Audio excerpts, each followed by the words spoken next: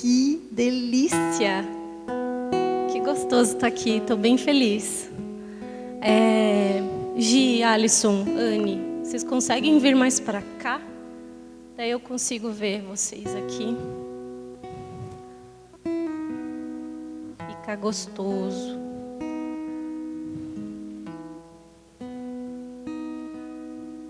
Sim, ficamos todos pertinho.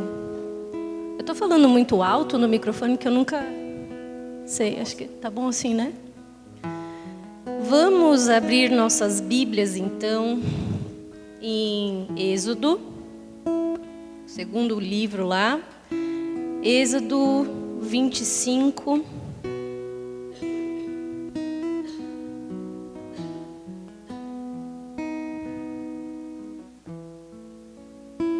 Êxodo 25, 8.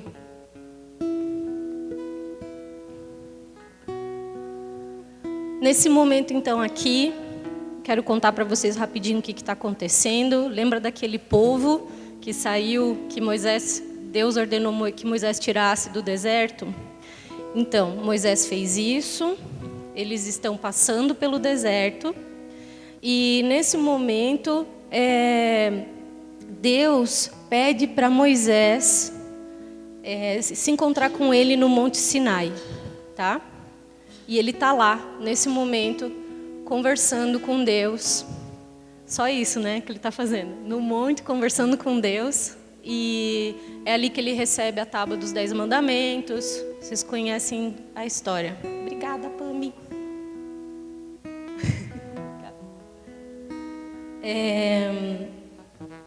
Nesse momento aqui, que a gente vai ler, nessa conversa, Deus, ele decide habitar no meio do povo dele, tá?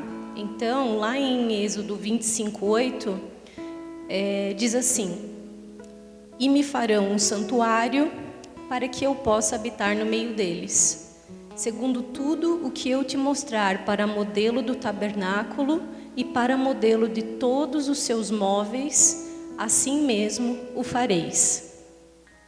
Deus, então, ele decide ter um lugar de habitação no meio do povo dele, que ele chama de tabernáculo, tá? E aí ele começa, como a gente leu aqui no versículo 9, ele começa a dar todas as instruções detalhadas de como teria que ser esse lugar para ele habitar. Então, se vocês estiverem com a Bíblia em papel ou no celular, se vocês forem passando, né, ou folheando, vocês vão ver ali, ó. Aí ele começa a falar como vai ser a arca, como vai ser a mesa, o propiciário, o candelabro, a coberta de peles e as tábuas, o altar do holocausto, o véu, o átrio, todas as partes ele detalha como ele quer que seja construído para ele habitar. Então, a gente já começa a ver que, além de a gente ver que é bastante coisa, a gente também vê que não é de qualquer jeitinho que isso tem que ser feito. Aí ele passa lá, ó, capítulo 28, capítulo 29, ele está contando tudo como é para ser feito nesse lugar e esse lugar, até que ele chega no capítulo 31. Ele vai falando até da bacia que tem, do óleo, do incenso que precisa ser queimado lá. E eu pedi é o David que está lá agora, eu pedi para mostrar para vocês, porque eu sou muito visual.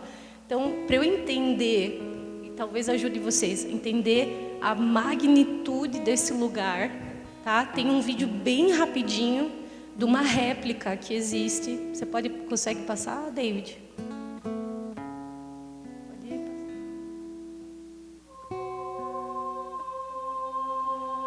Esse era o tabernáculo.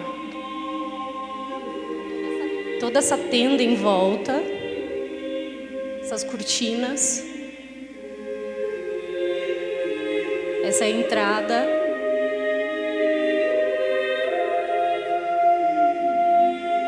Essas são as cores, o jeito que tinha que estar, a metragem que tinha que ter.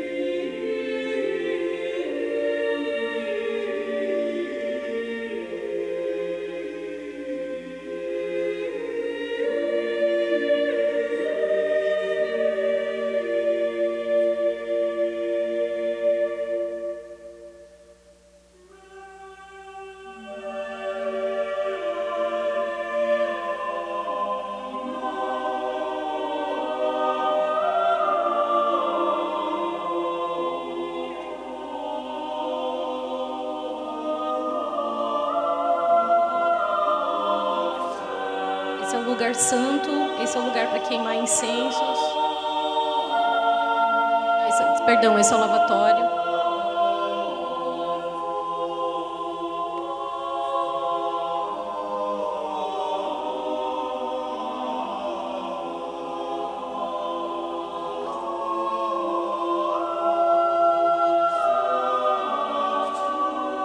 Lugar santo, todos esses objetos ali tiveram que ser construídos.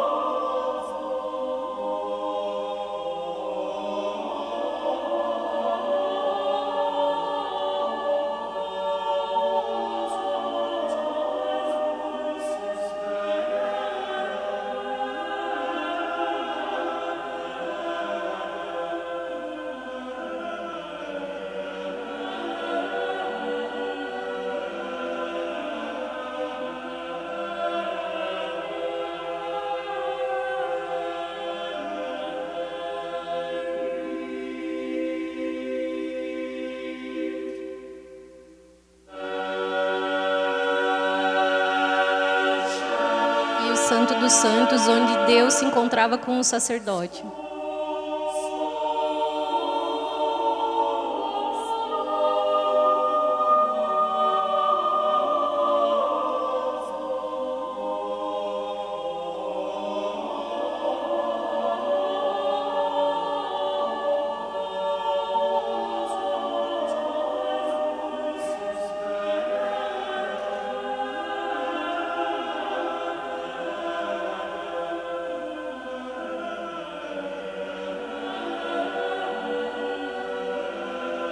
É isso aí.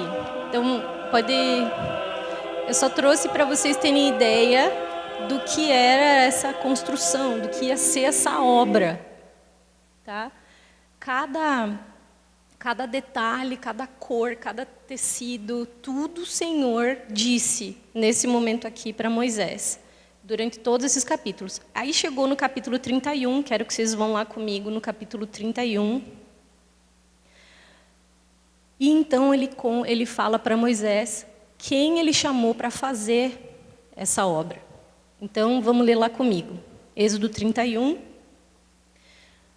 Disse mais o Senhor a Moisés: Eis que chamei pelo nome a Bezalel, filho de Uri, filho de Ur, da tribo de Judá, e o enchi do Espírito de Deus, de habilidade, de inteligência e de conhecimento em todo artifício, para elaborar desenhos e trabalhar em ouro, em prata, em bronze, para a lapidação de pedras de engaste, para entalho de madeira, para toda sorte de lavores.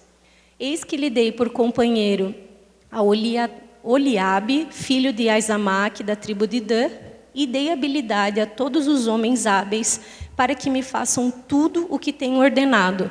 Pulando rapidinho para o versículo 11, ele diz assim, bem no final: eles farão tudo segundo o que tenho ordenado. Então, Bezalel, ele é chamado para essa obra, para essa magnitude que a gente viu, para construir o tabernáculo, que é símbolo da vontade de Deus habitar no meio do povo que Ele escolheu, né? O tabernáculo, ele é símbolo dessa aliança. É Deus dizendo: eu habito aqui, vocês são meu povo. É símbolo de comunhão. E ainda tendo tantos detalhes para serem feitos, né? Deus ali mostrando a sua necessidade de excelência, de não é qualquer jeitinho que se faz, né? Então, pensa na responsabilidade, né, de ser chamado para algo assim. Nós não vamos ter tempo de entrar nesses detalhes que eu estou falando do que significava, mas eu peguei um exemplo só, para vocês verem como era importante cada detalhe que Deus deu. As cores daquelas cortinas de entrada, né, elas tinham que ser de linho, e elas tinham que ser azul, púrpura e escarlate, Por quê? Porque essas cores apontam, e agora eu não vou ter tempo de explicar por quê, mas elas apontam para os 4 evangelhos, Mateus, Marcos, Lucas e João, que significam as boas novas. É pelas boas novas que a gente entra no reino. Legal, né? Então, tem muita coisa assim que significa cada parte, cada cor, cada tecido desse tabernáculo. Eu estou falando isso, eu sei que está repetitivo, mas é para você entender para que Bezalel foi chamado, tá? Aí você pode me dizer assim, poxa, mas ele foi cheio do Espírito. Foi algo mágico, né? Ele estava lá e tal, e... Susi. Não foi bem assim. Esse chamado não foi bem assim. Na hora, do nada, uma possessão, sai fazendo, né? Quando esse texto diz que ele foi chamado, não necessariamente significa que ele foi chamado naquela hora de surpresa e saiu fazendo o que tinha que fazer. Hoje, nós vamos ver que nós somos chamados, assim como Bezalel, nós também somos chamados, desde o princípio da nossa existência. É um chamado que nós temos de Deus. E existe um processo que nós somos moldados, para fazer as coisas acontecerem, nós somos moldados, nós somos preparados, nós somos amadurecidos, nós somos cheios pelo Espírito de Deus. Porque lá em Gênesis o Senhor nos chamou, nos criou e nos deu um propósito, nos deu governo sobre essa terra. É desse tipo de chamado que eu estou falando. Mas esse chamado, ele não é obrigatório. Deus não nos obriga a dizer sim. Deus não nos obriga. Ele não obrigou Bezalel a dizer sim, vou lá. E esse sim, é sobre esse sim, é sobre essa responsabilidade no processo de dizer sim que a gente vai conversar hoje. Amém? Então vamos orar? Senhor, eu te agradeço, Pai, pela oportunidade de poder, Senhor, trazer um pouco do que o Senhor fala comigo aqui. Eu oro por cada um dos meus irmãos que estão aqui, Senhor, e eu oro, Pai, por aqueles que não puderam estar também.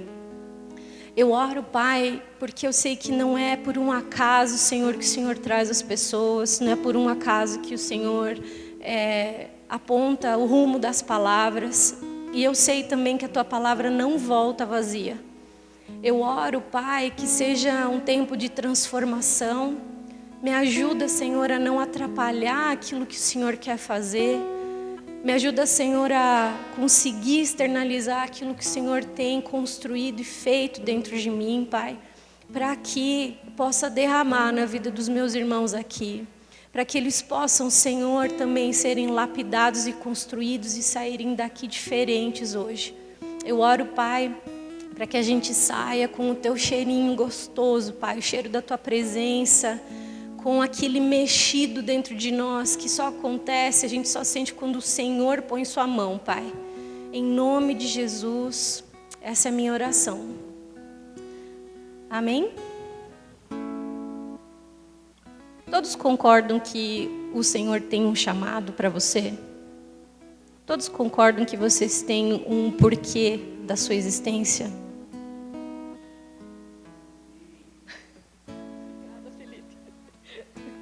Agora eu sinto que está aqui, né? Fica um silêncio ali. Amém. É verdade que o Senhor insiste com a gente tem Jonas, né? Para exemplificar isso, como o Senhor insistiu com ele.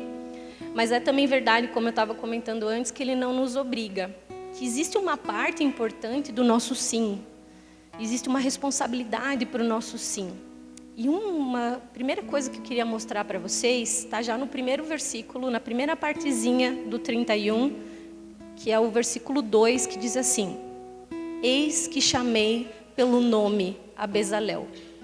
Chamei pelo nome.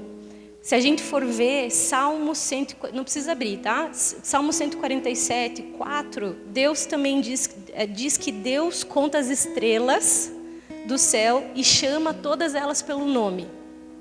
Lá em João 10:3, diz, está falando daquela palavra do pastor, que o pastor, as ovelhas ouvem a voz do pastor e ele chama elas pelo nome.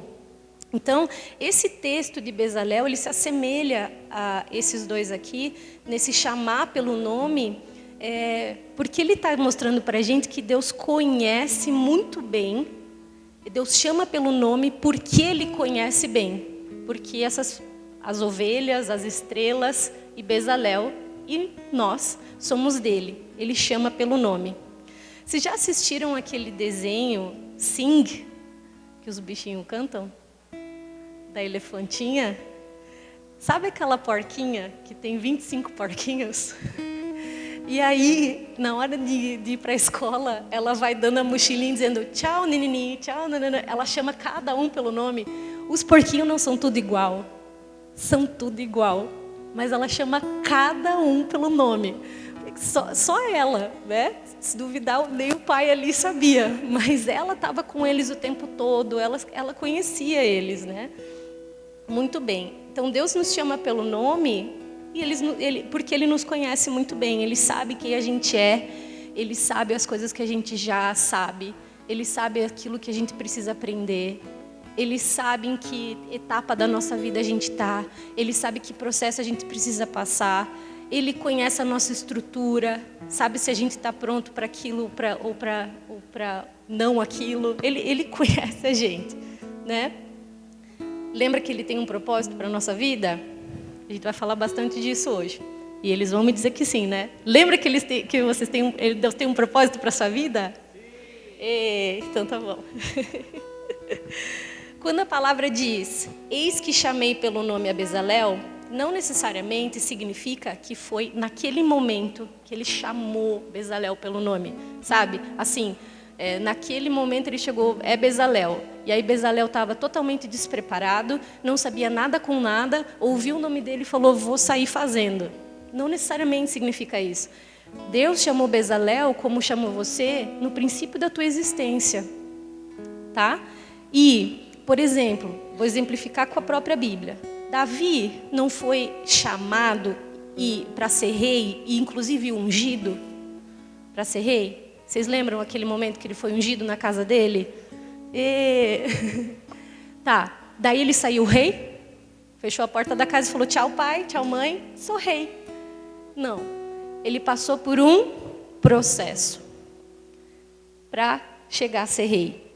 Pastor Jean vive contando pra gente que ele e a pastora Ju, né, receberam várias palavras que seriam pastores. Eles foram pastores já? Lá naquele momento? Não, passaram por um processo e agora são pastores. Numa dessa, você é chamado para ser médico. Daí, você pode sair suturando e cortando pessoas?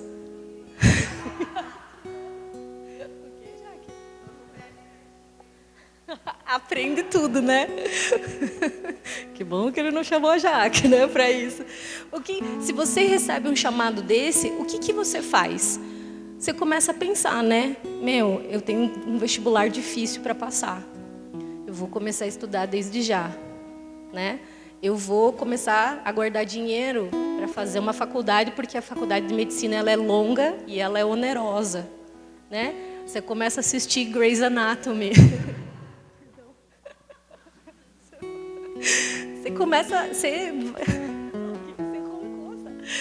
Você começa a criar caminhos, né?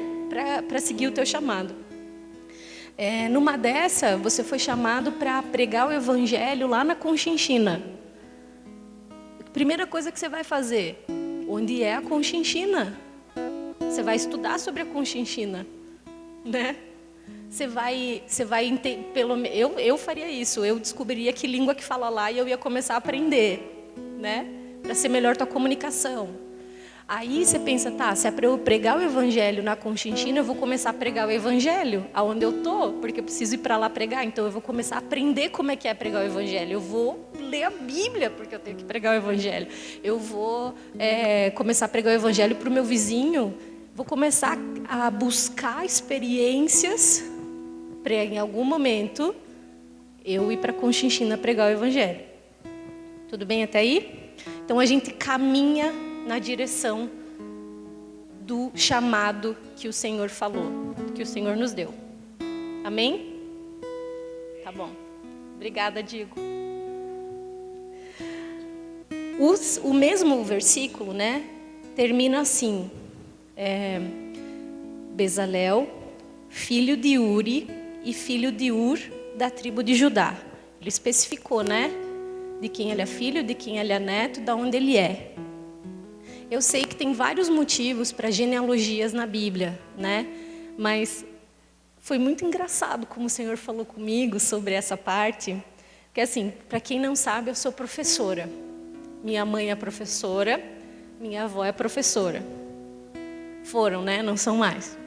Então, eu sou muito acostumada, pelo menos no meio escolar, nas escolas que eu vou, em algumas pessoas dessa área, eu ouvi a frase, né? A Fernanda, filha da Mary, neta da Zuma. Né? Tipo, eu sou muito acostumada a ouvir isso. Me dá até um frio na barriga, porque as pessoas criam uma expectativa da minha mãe, da minha avó, e eu penso, agora eu vou ter que ralar, né, para chegar nessa expectativa que elas têm. Que eu não chego nem perto, né, de quem elas foram ali em sala de aula. Mas então, Deus falou comigo isso, que Ele conhece a nossa história. Ele fez a nossa história. Ele colocou a gente onde a gente está. Né?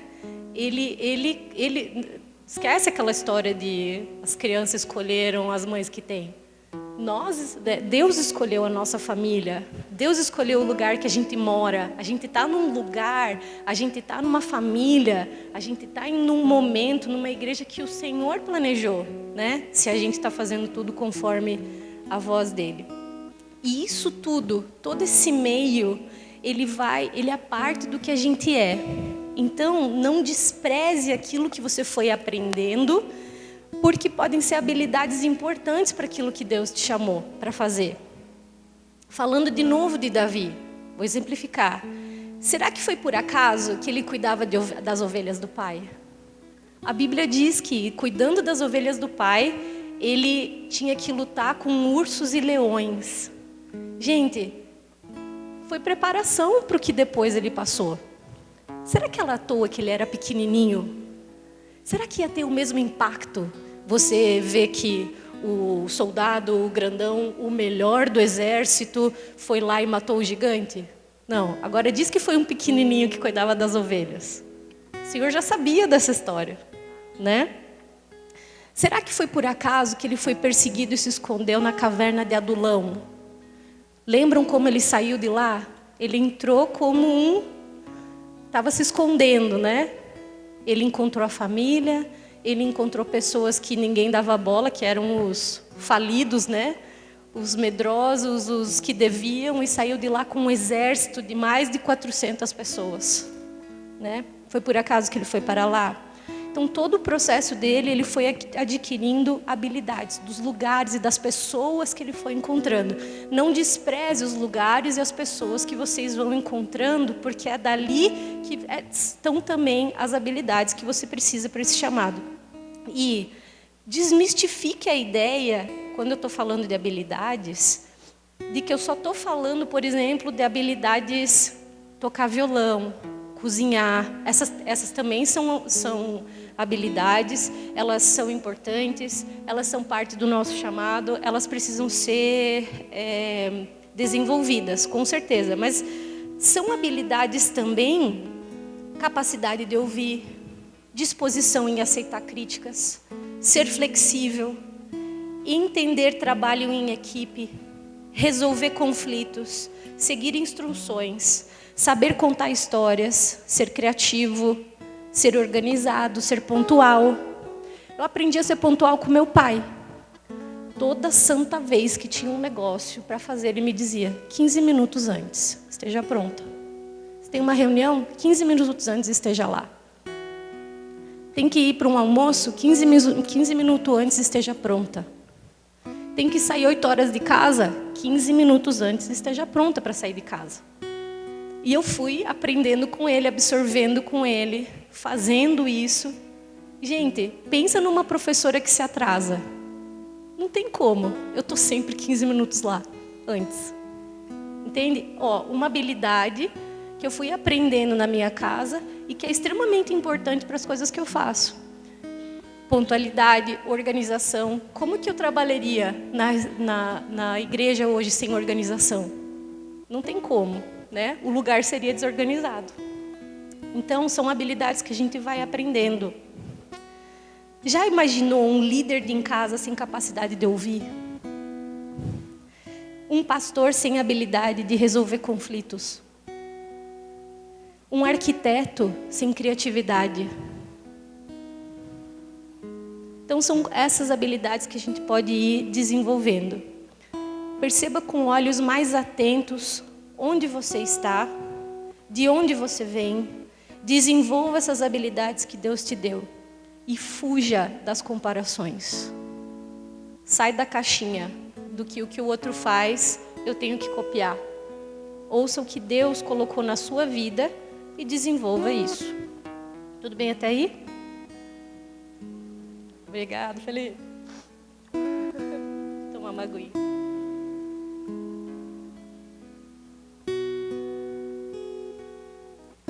Outra coisa que eu queria mostrar para vocês, tá? No versículo 3, lá do capítulo 31. Diz assim: eu o enchi do Espírito de Deus, de habilidade, de inteligência e de conhecimento em todo artifício. Esse eu enchi... Só um pouquinho. Perdão. Eu estou muito convicta de que nesse momento, né, das coisas que eu fui estudando e conversando, que esse momento de Bezalel não foi uma possessão, porque Deus não trabalha assim, não trabalha com isso, não foi uma possessão e nem foi um derramar de novas habilidades magicamente, sabe? Assim, a Bíblia fala, perdão, alguns textos da tradição falam que Bezalel tinha uns 12, 13 anos. Muito jovem ele era. Mas que não foi assim, ele estava de besteira e de repente Bezalel, você sabe fazer tudo, sabe? Eu estou muito convicta em dizer que esse momento foi um momento de um jorrar, de uma unção sobrenatural sobre as habilidades que Bezalel fora desenvolvendo.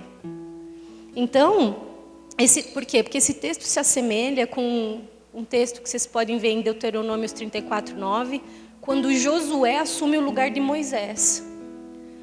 O texto diz a mesma coisa. Vamos lembrar que Josué, assim como Davi também, eles vinham percorrendo um caminho. Josué aprendeu com Moisés, Josué estava com Moisés. E então foi desenvolvendo as habilidades para em algum momento, então, Deus encher ele do Espírito de Deus. Entende a unção? Então agora vai. Tá? Da mesma forma, então, na minha imaginação santificada, né? Eu imagino Bezalel aprendendo as primeiras coisas, fazendo as primeiras coisas, elaborando os primeiros desenhos, trabalhando as primeiras vezes com ouro, prata, bronze, lapidando as pedras, entalhando madeira.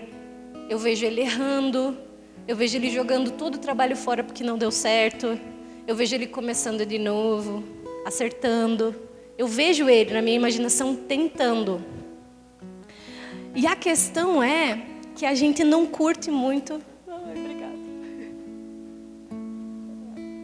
É a emoção. A questão é que a gente não curte muito essa história de esperar o processo, né? A gente é mais o esquema miojo. Em 3 minutos está pronto? Deu boa, né? Nosso pensamento permeia muito na ideia do indolor, rápido e fácil. As 3 coisas juntas, então, é o céu, né? Por exemplo, aprenda japonês em 15 dias, de preferência dormindo e com uma inscrição grátis. Não precisa pagar. Só a Sabrina. Aprenda com a Sabrina. Emagreça. Perdão, isso fica gravado depois dos meus panos, né? Emagreça em 1 semana comendo tudo que você gosta. É ou não é? Eu queria muito. Isso é tão forte, sério, isso é tão forte na nossa mente que às vezes quando o negócio está difícil, quando dói, quando demora, a gente logo pensa que tem alguma coisa errada. Não, esse não está certo isso aqui, vou parar, né? Não é de Deus, está demorando. Mas não é sempre assim. Existem momentos que a gente tem que parar e olhar e pensar, não está dando certo isso aqui. Mas não é sempre assim. A dor é boa. Ó que louco. É sério, Mayra. A dor é boa. A de garganta talvez não. Olha só, meu colega de trabalho, Maurício, o melhor professor das galáxias de ciências. Eu falei que eu ia falar dele, por isso, Maurício, isso é para você. Ele me contou uma coisa muito legal, foi muito legal. Olha só, quando a gente se submete a um atritos ou impactos, o nosso corpo ou ele sofre o ferimento ou ele forma calos. Forma um calo. O que é o calo? Isso foi doido para explicar. A pele vai ficando mais grossa, mais cheia de queratina, para poder ficar mais resistente, o suficiente para aguentar o impacto. Então, assim, quando você toca violão, tá? Você vai tocando violão, tua mão, nos primeiros dias, a Stephanie está aprendendo, né? Então, nas primeiras vezes, a tua mão pode até machucar, pode cortar, vai ficando sensível. Aí ela vai se enchendo de queratina, ela vai ficando mais grossa, você forma um calo.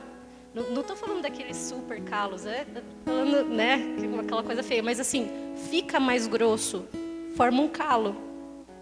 E por causa disso, por causa do calo, por causa da dor, do atrito, do calo formado ali, você pode tocar violão sem se machucar.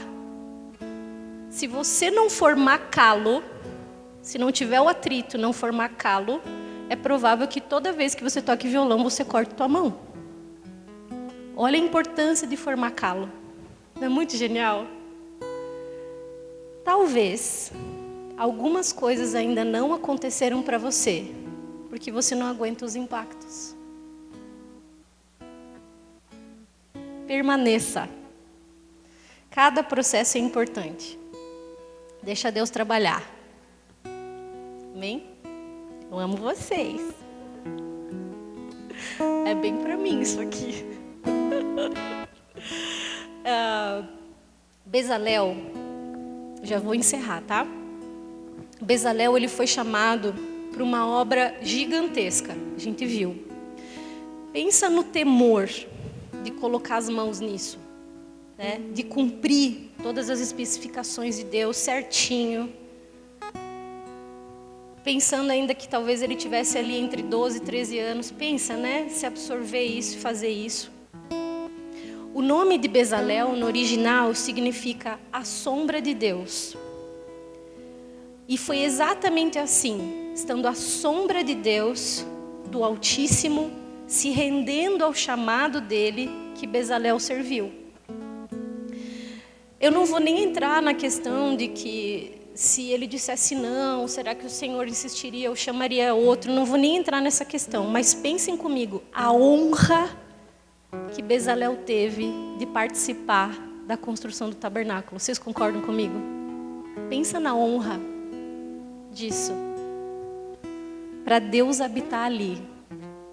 A obra do tabernáculo foi gigantesca, e o Senhor é o mesmo, a obra dele continua sendo gigantesca.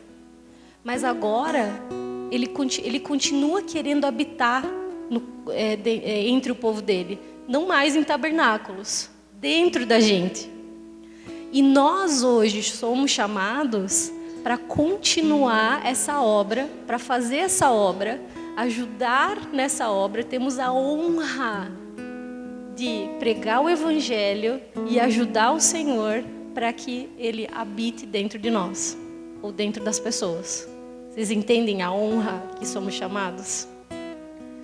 Talvez, nessa hora, você queira me dizer assim, mas eu nem sei o meu chamado. Eu até sei, mas é que eu desconfio, não sei se é isso mesmo, não vejo isso acontecendo assim. Mas assim, Deus falou para Bezalel desse jeito assim tão claro. Deus não falou assim também tão claro para mim. Vamos lembrar do texto? Quem está ouvindo isso aqui lá no Monte Sinai? Bezalel está no Monte Sinai? Quem está no Monte Sinai ouvindo isso aqui? Moisés. Moisés desceu e Moisés falou para Bezalel. Concordam comigo? Quantas pessoas Deus tem enviado para te falar daquilo que você foi chamado para fazer e entrou por aqui e saiu por aqui? Às vezes é um elogio que alguém te dá. Puxa, que legal, olha o que você faz. Às vezes é uma sugestão. Puxa, por que você não faz tal coisa? Por que você não tenta tal coisa? Às vezes é até um empurrão, né? Que alguém te dá. Vai fazer aquilo. Cuida disso para mim. Você nem precisa que cuidem, mas você só diz, vai, faz, né? Nem sempre é num culto de labacheia. Quando eu amo essas coisas, né? Pode ser também, é uma delícia, mas nem sempre é assim que isso acontece. Por exemplo, quando você recebe um desafio de um professor teu, aí você pensa, eu nunca fiz isso, é uma oportunidade.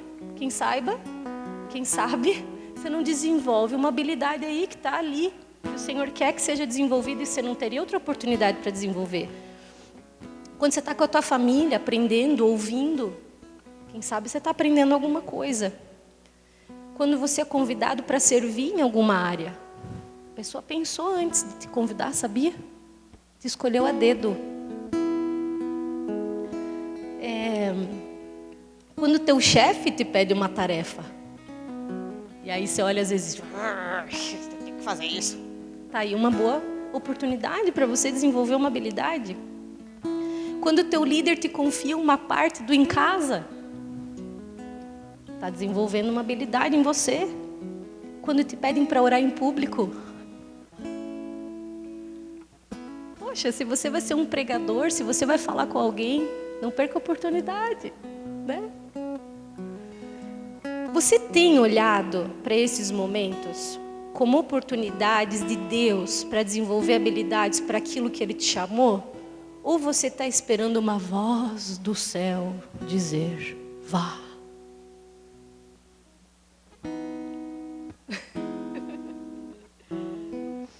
Será que você tem sido intencional e caminhado em direção àquilo que você foi chamado? Será que você tem percebido e desenvolvido as habilidades que Deus te deu? Ou você está só olhando para aquilo que você não tem, não sabe, não consegue e que os outros têm e sabem e como eles são melhores? Será que você tem permanecido para criar calo? Está preparado? Será que você tem ouvido e atendido esse chamado com seriedade? Pensa na honra que a gente tem de poder aceitar esse chamado. E eu entendo, assim, se dessas perguntas que eu te fiz, alguma resposta tua foi não, quero que você bata na minha mão aqui, high five, que eu te entendo. Eu super te entendo. Eu tive muito medo, e estou dizendo tive profeticamente para a minha vida, tá? Amém? Eu aceito a minha própria palavra. Eu demorei muito para entender que o meu primeiro passo era um passo para trás, diante de algo novo, de uma oportunidade, de uma tarefa nova. O primeiro passo que eu tinha que dar era não vou. Tinha medo de errar, tinha medo de ser criticada. Deus vai curando a gente dessa tentativa de perfeição, porque perfeito só Ele é. Eu não acreditei nos meus líderes, quando eles me deram encargos, quando deixaram coisas na minha mão. eu quis desistir, eu achei que eles estavam errados. Às vezes achei que só tem eu mesmo. Eu achei que dizer sim fosse presunçoso, orgulhoso, sabe? Achei que levantar a mão e dizer pode deixar que eu vou fosse coisa de gente metida. E o Senhor ministrou no meu coração que isso era falsa humildade. Que quando Ele me chama para fazer alguma coisa e eu digo pode deixar que eu vou, eu estou só obedecendo. Eu fui vivendo essas coisas e eu fui me sentindo abandonada, esquecida. Eu fui me sentindo expelida, sabe? Quando você vai sendo colocada para fora porque você não é bom em nada, você não sabe fazer nada, a comparação toma conta. Você fica achando que os outros são sempre melhores. E achar que eles são piores também é uma comparação ruim, né? Independente. Aquela sensação de eu não pertenço aqui, eu não sou boa nisso. E então o Senhor começou a ministrar o meu coração sobre me render. Me despi, abri o meu coração, mostrei para os meus colegas, para os meus amigos, como eu estava me sentindo. Para isso, eu precisei largar a mão do meu orgulho, do tipo, sou casca grossa, não dói nada. Dói sim, está doendo, eu estou precisando de ajuda, não está bom assim, eu preciso falar, eu estou me sentindo desse jeito, isso me magoou. E a partir desse momento, acredito que rompeu uma coisa que vinha doendo muito para mim. Não estava formando calo, estava formando machucadura. Eu não estava ficando forte, eu estava ficando destruída, me sentindo expelida, sabe? Tipo, some daqui que você não pertence. O medo, ele origina todas essas coisas, porque a gente vai ficando tão vazio, a gente vai ficando tão amedrontado, a gente começa a se comparar. É tão ruim como o diabo vai trabalhando no nosso coração, que a carne vai tomando conta e o teu chamado vai sendo roubado. Essa é a verdade. Então, se você tem alguma resposta negativa para as perguntas que eu te fiz, eu quero orar por você hoje. Eu sinto muito assim do Senhor, de orar por isso, porque Ele tem um chamado para todo mundo. Ele quer o desenvolvimento dessas habilidades.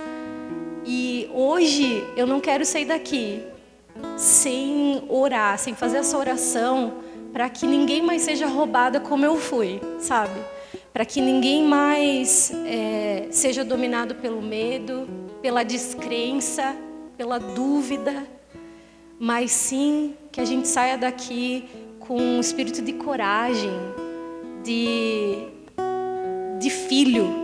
Filho sabe que é chamado e filho vai sendo usado e colocado aonde o Pai quer. Amém? Então vamos orar? Vamos se colocar de pé.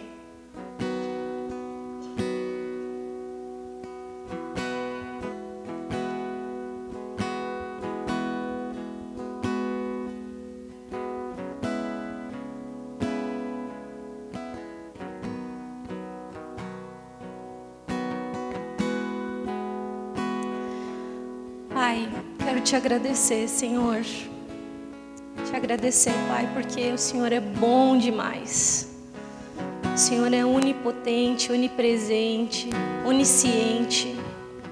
O Senhor é soberano.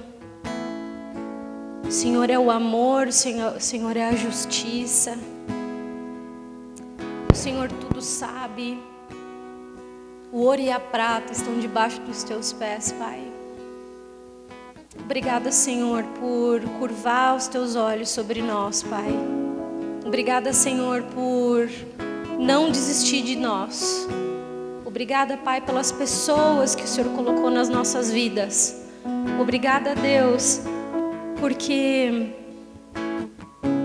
Obrigada pelo ambiente que o Senhor nos colocou. Obrigada, Pai, pelo Teu chamado. Obrigada, Senhor, por nos chamar pelo nome, por nos dar um propósito de vida. Obrigada, Senhor, pela Tua palavra, que é alimento, que é luz para os nossos pés.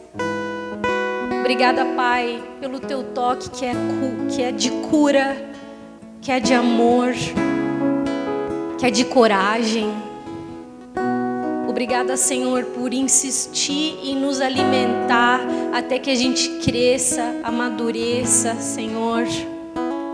Obrigada, Senhor. Obrigada por confiar em nós o governo, Senhor. E eu oro hoje, Pai, para que a gente aprenda a exercer esse governo. Eu quero orar, Deus, expulsando todo o espírito de medo desse lugar. Expulsando todo espírito, Senhor, que traz sensação de desprezo, de rejeição, de insignificância, de comparação, de murmuração. Eu oro, Deus, pelo Teu toque sobrenatural nessa noite, Pai. Eu oro, Senhor, para que tudo que tem magoado e machucado venha para fora. Para que possa existir Tua cura. Eu oro, Deus, para que todo orgulho caia por terra. Eu oro, Pai, para que o Senhor nos mostre quem nós somos em Ti. Eu oro, Deus, para que se alguém aqui, Senhor, está atormentado, Pai, com medo, que essa pessoa, Senhor, receba o espírito de coragem agora. Eu oro, Pai, para que se tem alguém aqui, Senhor, que não crê, que tem sim um chamado, eu oro, Pai, para que toda descrença caia agora por terra. Eu oro, Deus, por arrependimento e consciência de não Te obedecer. A verdade é essa, nós não estamos obedecendo, Pai. E eu oro, Deus, por filhos obedientes. Eu oro, Deus, para que toda falsa humildade caia por terra. Que hoje a gente entenda o que é ser humilde. E não tem nada a ver com dizer não, mas tem a ver com dizer sim, a entender para que a gente é chamado e tomar o nosso lugar no Teu exército, Pai. Eu oro, Deus, para que nós não sejamos filhos que colocam as responsabilidades nas costas dos outros. Senhor, eu oro, Pai, para que a gente não culpe as pessoas, os líderes, os amigos, pelas coisas que nós não estamos vivendo, pelos impactos que a gente não dá conta, não está dando conta de aceitar. Eu oro, Pai, por uma responsabilidade, um temor no nosso coração. E para que a gente comece a percorrer os caminhos para chegar onde o Senhor quer que a gente chegue, Pai. Em nome de Jesus, Deus, eu oro, Espírito Santo, que o Senhor comece a colocar na mente, na nossa mente aqui, na mente dos nossos irmãos, as habilidades que precisam ser desenvolvidas, os caminhos que precisam ser tomados, as decisões que precisam ser tomadas, aquilo que precisa ser abdicado. Às vezes você não está chegando onde o Senhor quer que você chegue porque você está escolhendo uma coisa errada. Biblicamente não pode nem ser errado. A gente não está nem falando de pecado aqui. Tô falando de escolhas erradas, daquilo que não convém.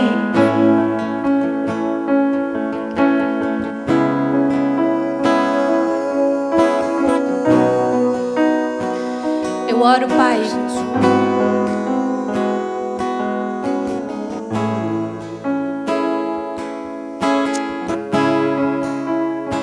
se tem alguém aqui com pensamentos de insignificância, eu não sirvo para nada, eu não faço nada direito, minha vida não vale a pena, eu quero dizer para você agora que essas não são palavras do teu pai. Podem até ter sido do teu pai terreno, mas elas não são palavras do Pai Celestial. O Senhor tem palavras de vida. E o Senhor nos criou com um propósito.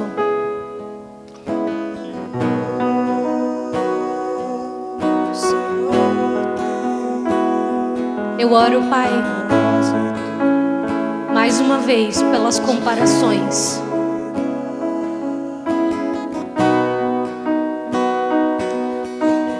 Quero quebrar isso espiritualmente, Pai. Palavras ditas para as pessoas aqui de comparação.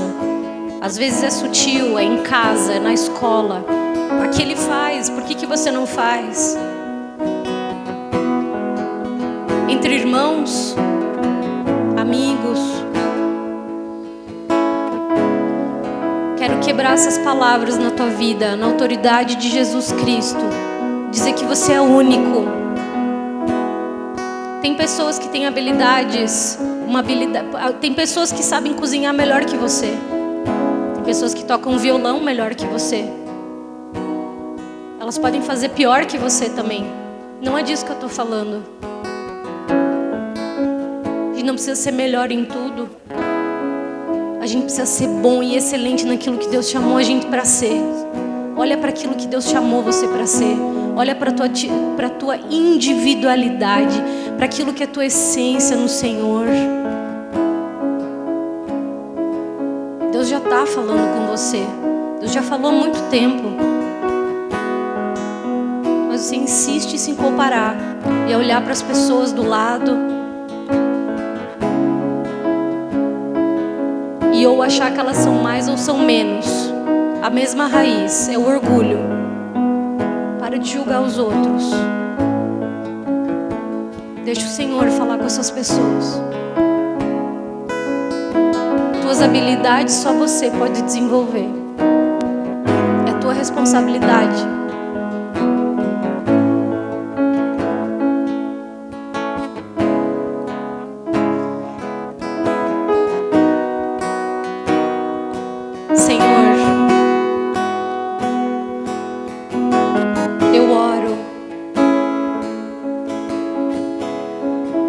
Visitação sobrenatural, Pai, que não vai parar aqui, vai continuar.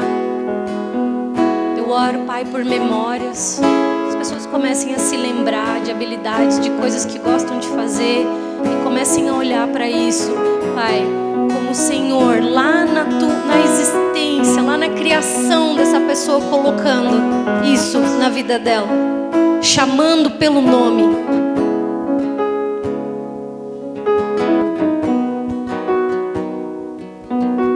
Obrigada, Senhor.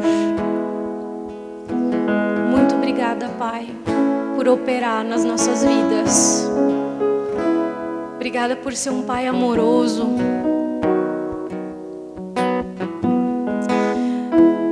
E, Senhor, eu oro para encerrar por ousadia.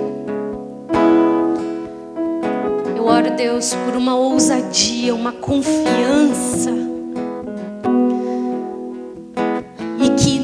Confunda isso com arrogância. Pai, ousadia é olhar para aquilo que o Senhor nos deu, o presente que o Senhor nos deu, e abrir aquilo com amor e alegria e sair usando esse presente, Pai. E Deus, como tudo no teu reino, nada para em nós.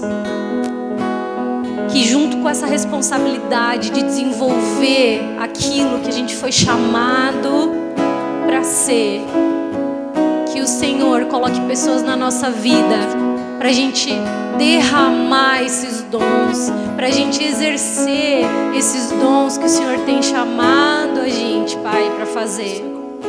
Tua obra agora é nos teus filhos, Pai. Eu não estou falando de números, Senhor, eu estou falando de vidas. O Senhor preparou o ambiente, o Senhor está preparando os corações. Nós queremos interceder por essa cidade, pelos jovens dessa cidade, Pai. Que a gente saia daqui com ousadia, sabendo para que fomos chamados, cheios dos teus dons, para que a gente continue a obra de magnitude que é o teu reino, que se aplica na vida das pessoas, do próximo, Senhor. Não permita que a gente vá ao mercado, ao posto de gasolina, à papelaria, sem olhar para as pessoas que estão lá e te perguntar o que o Senhor quer com ela. Usa-me, Deus. Pai, nós queremos ver essa igreja cheia no sábado, de jovens dessa cidade. Nós não nos conformamos que eles estão nos bares, que eles estão nos pontos de droga, Verdade, Senhor. que eles estão fazendo coisas erradas nas casas dos amigos. Nós não nos conformamos. Nós queremos clamar pelos jovens dessa cidade. Cada escola, Senhor, levanta, Senhor, pessoas para chegar nesses lugares, nessas vidas. Deus, nós oramos por um avivamento nessa cidade, uma transformação real e verdadeira, para que o teu nome seja louvado nessa cidade. Nós oramos, Pai, em nome de Jesus, Senhor. Toca os corações de cada jovem aqui. Senhor, nós oramos por uma cidade sem bares. Nós oramos por uma cidade, Senhor, em que os jovens se reúnem para te adorar, para falar de ti para as pessoas. Senhor, nós oramos por uma cidade que transforma, que é conhecida por uma juventude que clama por ti, Senhor. Nós oramos, Pai, aviva-nos. Toca, Senhor, nos jovens dessa cidade. Nós queremos, Pai, nós queremos precisar de mais cadeiras. Nós queremos, Senhor, precisar de mais em casas. Nós queremos, Senhor, nós queremos ter o problema, Pai, de preparar mais pessoas para discipular. Nós queremos, Pai. Está aqui nosso coração, Senhor. Converte o nosso coração para essa cidade de verdade, Deus, em nome de Jesus. Nós oramos, Pai, por vidas, por discípulos. Nós oramos, Pai, o Senhor criou esses jovens. O Senhor tem um chamado para a existência desses jovens. E nós queremos, Senhor, clamar por isso. Nós oramos, Pai, para que a Tua vontade não seja frustrada. E sim, nós oramos para que ela se dê. Nós oramos por cada vida, que elas estejam de joelhos diante da Tua presença, Pai. Em nome